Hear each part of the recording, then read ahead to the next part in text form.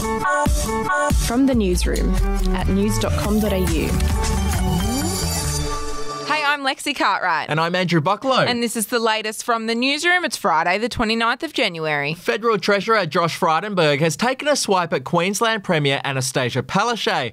Now, Ms Palaszczuk has ramped up pressure on the federal government to extend its JobKeeper wage subsidy beyond March 28, warning thousands of jobs and businesses across the tourism industry were at risk of collapse. But the push has been slammed by Mr Frydenberg. He told Sky News the government had already funneled $27.9 billion of economic support to the state. We have delivered more than 3 times what the Queensland government has committed to in terms of economic support for Queenslanders. So we'd welcome further announcements by the Palaszczuk government, indeed from all state governments, to reach into their pockets and provide the support that is necessary as part of Australia's economic recovery. To other news, e-commerce site Etsy is under fire after it was discovered that sex dolls resembling children as young as 10 are being sold online. Many listings allow purchasers to select the skin, hair and eye colours of the dolls, as well as the height, weight and genital sizing. Under Australian law, child sex dolls are considered child sex material, and the importation carries a fine of up to $555,000 and up to 10 years imprisonment.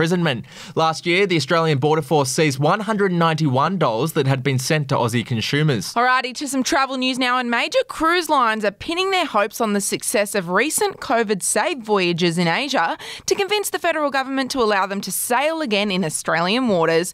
Cruise ships were banned from entering Australian waters in mid-March last year, but cruise companies want that ban to end. Yeah, for the past few months, Royal Caribbean and Dream Cruises have been cruising within Singapore's waters without a recorded case of COVID-19. Safety measures include operating at 50% capacity with no casino, buffets or spas open. I mean, what's the point? To sport now, and NRL star Andrew Fafita has revealed that he lost 8 kilograms in just 4 days during a brutal training camp.